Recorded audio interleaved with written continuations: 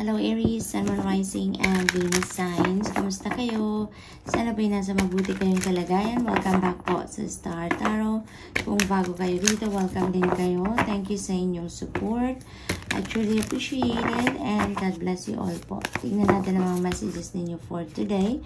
Po na mensahe ni Aries ay new life. Napakaganda. New life is ahead of you. Sa ngayon, Aries, napakaganda nito. This is new beginning energy. Kaya may mga bagay kayo dito na bagong nasisimulan, no? Na bagong sisimulan. This is newness, fresh start na inyong haharapin dito at inyong yayakapin dito. So there is an excitement for you dito because this is something new. This is a new path na tatahakin ninyo dito, no? So, parang isang umaga na lang, gigising kayo na handa na kayong yakapin ng isang bagong trabaho, isang bagong karera, bagong relationship, no? Isang bagong plano, bagong ideas, yung mga ganun. It could be anything, Aries, but definitely, no, this is an exciting period for you, no, na magsisimula kayo ng bago, as in bagong buhay, no? So what else? We have time to go. Ayan, definitely talagang meron kayong bagong yayakapin dito because there is something that you are going to leave behind you na, no? Meron na kayong iiwanan dito. It's time to go. It's time to leave that past behind you. It's time to leave that toxic relationship behind you. It could be anything dito, Aries, na talagang iiwanan ninyo because whatever this is na you are going to turn your back from, you know, this is not serving your highest good anymore. Tapos na ang mission ninyo dito, tapos na ang mission ng bagay na yan, sitwasyon na yan, or tao na yan sa buhay ninyo, no? Both of you, wala na, there's nothing there for you anymore, kaya iiwanan nyo na to, no? You are heading towards something new, no? You are heading towards the unknown dito, kaya nga may excitement para sa inyo dito because you never know what is waiting for you on the other side, no, of this pathway, diba? Malabo pa sa iyo, hindi nyo pa alam kung anong nasa loob niyan, but you are heading towards that because that is where you feel like dyan kayo makakapagbagong buhay, dyan kayo magiging masaya, dyan kayo magiging contented, yung ganun ba, no? So you are leaving something behind you na sa ngayon because tapos na. No, there's nothing there for you anymore. There's nothing that you can offer to that situation anymore, no? So what else? We have mending. Ayan. So for others of you naman, no, may pagbabate, meron ditong reconciliation, meron ditong pag-iwan din, no, sa sitwasyon na hindi magandang pag-uusap, yung mga ganon, yung hindi kayo nagkaroon dito ng agreement na kung sino man, nagkaroon kayo dito ng hindi pagkakaintindihan, nagkaroon kayo dito ng sigalot, you know, you are going to leave that behind you na because you are on the road to peaceful resolution, no? Magkakaroon na kayo dito ng pagme-mend, magkakaroon na kayo dito ng pagbabate, pag-aayos, yung gano'n. So, whoever this is, no, magkakaroon na kayo dito ng magandang pag-uusap and you will be able to patch up kung ano man ang hindi magandang nangyari in the past, kung ano man ang hindi ninyo pagkakaintindihan, pag-uusapan ninyo yan and you're going to start fresh, no, sa inyong relationship kung ano man yan, no? So, that is for others of you. This is not going to resonate with everyone, so just take as it resonates. We have flexible, ayan, 19. Flexible, maganda rin siya because kung ano man ang pupuntahan ninyo dito, kung ano man ang plano ninyo sa buhay dito, whatever it is, no, kung ano mang klaseng sitwasyon ang dadatnan ninyo dito sa bagong buhay na tatahakin ninyo, sa bagong path na tatahakin ninyo, you are going to be very flexible and adaptable to it, no? Ano kayo, emotionally matured na kayo, Aries. Kaya Kung ano man ang sitwasyon dyan, bago yan para sa inyo. Pagsisikapan ninyo, pagtsatsagaan ninyo na maging, maging smooth sailing ang ganap dyan, no? You will be flexible with it. Kung ano man ang mga challenges na meron dyan, if ever na ma-encounter kayo, you are going to make sure to get around that challenges, no? Yung gano'n. So, pagsisikapan ninyo yan. Excited kayo dito sa bagay na to. Kaya pagsisikapan ninyo maging maayos ang inyong pagtakbo, no? Or paglakad sa path na yan. So, good luck, Aries. What else? We have blessed. You are blessed. Amazing things are on your way. Aries, maaari talaga na where you are going here ay nandyan yung happiness, nandyan yung joy, blessings, mga magagandang pangyayari, magandang sitwasyon na ang maaaring dadatnan nyo talaga sa kung saan kayo patungo sa ngayon. Kung ano yung balak ninyo ngayon gawin, kung ano man yung ina-envision ninyo for yourself na gagawin sa ngayon, most likely, that is an amazing way to go talaga. So this is really beautiful. Yung mga dito, mga unexpected na mga pangyayari, magagandang pangyayari ay maaaring mangyari. Napakaganda ng inyong magiging sitwasyon ngayon. We also have number 22 dito, pinapakita ng guides ko dito. So, that is also a very powerful number. That is a master number.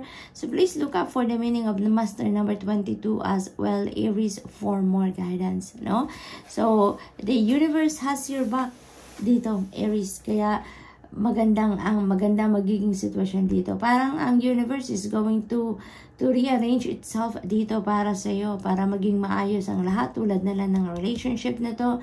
Tutulungan ka ng universe dito na may saayos ang lahat, magkaroon ng positive changes ang buhay ninyo. So, napakaganda. Amazing things are on your way, Aries, kaya paghandaan nyo na yan. So, that's all I have for you for today. I hope nakatulong ang mga mensaheng ito in some way. Thank you for watching. Love and light. Namaste. Hello, Leo, Sun, Moon, Rising, and Venus signs. Kamusta kayo? Sana po'y nasa mabuti kayong kalagayan. Welcome back po sa Star Tarot. Kung bago kayo dito, welcome din kayo. Thank you sa inyong support. I truly appreciate it, and God bless you all. Tingnan natin ang mga mensahe ninyo for today. We have number 12, change in the wind. Ayan. So, there is, ngayon, pagbabago sa mga sitwasyon ninyo. Maaaring, this is the direction that you are heading. No, maaaring meron na kayong dating napagdesisyonan and ngayon you are going to reconsider everything uli, and maybe you are going to change path ngayon, maaaring ganon. This could be a career change, natatakakin ninyo ngayon, maaari din magsisimula kayo sa isang bagong trabaho, maaaring ganon din ang ganap, So definitely, meron ditong pagbabago sa direksyon na tatahakin ninyo sa buhay, Leo. To be fair, ayan. So, ang magiging decision ninyo dito, kung ano man ang inyong pinagdidesisyonan, you are making sure dito na it is in all fairness, gusto ninyo yung patas, yung tama, yung nararapat lang, yung deserve din ninyo, deserve din ng mga taong involved dito. Doon kayo ngayon, sa side na yun kayo nakaangkla ngayon, may balanse, may yung fairness, yung yung sakto lang. Yan ang sinisikap ninyo na maging decision ninyo, because it feels like there is a decision that you are facing sa ngayon, So, good luck to that, Leo. We have come to the edge. Ayan, so this is a new beginning energy dito talaga, So, change in the wind, come to the edge. May mga bagay siguro kayo dito na gagawin na you've never done them before, Yung parang susubukan ninyo ngayon ang isang uncharted territory. Definitely something new for you, Definitely bagong-bago para sa inyo. Kaya you're going to take the leap of faith dito, Hindi nyo pa to nagagawa before, hindi nyo pa napunta napuntahan, hindi nyo pa nasubukan, but ngayon naglalakas loob kayo na gawin ang bagay na yan, no? Or puntahan ang lugar na yan, no? So that is also the case for some of you, no? But there is excitement. Kahit bagong-bago ito para sa inyo, there is an excitement and there is faith talaga sa puso ninyo dito. Hope and faith that everything will turn out well, dahil nagtitiwala kayo sa inyong sarili, nagtitiwala kayo sa inyong mga kakayanan, sa inyong capabilities, and most importantly, may tiwala kayo sa puso ninyo, may tiwala kayo sa Panginoon. Kaya, ano din kayo ngayon, yung parang matibay ang inyong dibdib, malakas ang inyong loob because of your faith, no? Na kung ano man ang pupuntahan ninyo, ano man ang gagawin ninyo dito, pagtatagumpayan ninyo yan because you know that God has your back, no? The Spirit team has your back. So, good luck to that, Leo, kasi dito, no, parang finally, maglalakas loob na kayo at you are going to somehow come out of your comfort zone. So we have breathe. Ayan. You need to take a breather. You need to rest. You need to recharge, to rejuvenate din dito, Leo. Maaring napagod na kayo, no? Maaring mental mental stress ang nararamdaman ng iba sa inyo dito, kaya iniinyayahan kayo dito na magpahinga muna, no? Step back a little from what is causing you stress, kasi parang ang dami ninyong iniisip dahil dito at saka dito, no? So marami kayong plans, may mga bagay kayo na mahahalagang pagdidesisyonan, kaya siguro napagod na ang isip ninyo. Pag pagod ang isip natin, nadadamay ang katawan natin, di ba? We also feel tired, di ba? Kaya panahon ngayon para magpahinga ka. Kailangan mo mag-rejuvenate and mag-recharge nang sa gayon makabalik ka sa balanse, makabalik ka sa concentration, sa focus ninyo, Leo. Okay?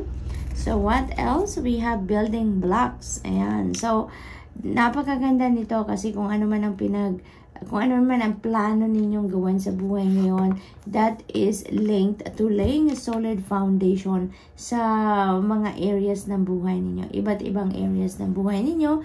That could be regarding your money, career, finances. That could be family and relationships as well, Leo. Na doon kayo nagfo-focus ngayon. You want to lay a solid foundation on those major areas sa buhay ninyo. Kasi gusto ninyong masiguro ang inyong future dito, no? At saka feeling ko yung kung anong gagawin ninyo dito, kung anong sisimulan ninyo dito sa energy na to, parang talagang yun ang nag-exert kayo ng effort, no? You're taking full responsibility for creating your own reality, no? Talagang you're taking charge dito na gagawin ninyo ang lahat para nang sa gayon makapag-build kayo ng solidong pundasyon sa kung anumang area ng buhay ninyo na gusto ninyo maging matatag, matibay at talagang for the future, no? Na magkaroon kayo ng isang maganda, maluwag na pamumuhay, no, in the future. So maaring yun ang ganap ninyo sa ngayon, Leo. Yun ang focus ninyo, no? Maybe ang iba din sa inyo is setting intentions, no? Setting new intentions dito, hindi lang para sa future but for the present time, no? Na kung ano man yung sineset ninyong intentions, you're really going to work hard for it because gusto ninyo na maging maayos ang lahat, no? Pagdating sa inyong pamilya, relasyon sa bawat isa, kaperahan ninyo, no? Yung mga ganon. So good luck, Leo, and that's all I have for you for today. I hope nakatulong ang mga mensaheng ito in some way. Thank you for watching. Love and light. Namaste. Hello, Sagittarius, Sun, Moon, Rising, and Venus signs. Kamusta kayo? Sana po nasa mabuti kayong kalagayan. Welcome back po sa Star Tarot. Kung bago kayo dito, welcome din kayo. Thank you sa inyong support. I truly appreciate it, and God bless you all po. Tignan natin ang mga messages ninyo for today. Una mensahe po ninyo ay The Fates. Ayan, so we have number 17 dito, Sagittarius. So, karamihan sa inyo dito, Sagittarius, parang ano na to, masaya kayo, tanggap ninyo, no, then there are things that are beyond your control, no? Parang meron kayo ditong surrender energy, no? Nagsusurrender kayo ngayon sa divine universe, nagsusurrender kayo ngayon sa natural ebb and flow of life because you know that may mga bagay talaga na beyond your control, kaya might as well i-offer nyo na lang ang lahat, no, sa divine universe because whatever is meant for you will be delivered to you anyways, diba? Kung ano yung gusto, kung ano ang sacred plan ng divine universe for you, and that is what's going to unfold sa buhay ninyo. Kaya parang ano na, hindi na kayo, wala na kayong control over kung ano man ang outcome ng mga endeavor ninyo. Hindi nyo na yan iniisip, no? You are just doing whatever you can, no, that you think and feel na makakatulong sa inyo para makarating kayo doon sa inyong tagumpay o sa kung ano man ang pinagsisikapan ninyo, no? Hindi na kayo ngayon yung nag-i-insist, hindi na kayo yung nagpipilit, kumukontra sa kung ano ang nagaganap, no? Ano niya, buong-buo na sa loob ninyo na kumbaga sinasabi ninyo, amen to everything. So be it. Kung ano ang plano ng Panginoon, so be it. I will accept it, no? I will embrace it. Yung ganun ba? So what else? We have loyal heart. Ayan. So, this is about loyalty, no? Maybe this is related to loyalty to your person, relationship, yung ganun, ano? So, maybe, yung ano ninyo ngayon, yung loyalty ninyo will be on display dito, no? With your person, or kahit sino man, sa kaibigan, sa trabaho ninyo, you know, nandyan ang loyalty ninyo sa puso ninyo, ipapakita ninyo talaga yan sa ngayon. So, what else for Sag? We have time to go.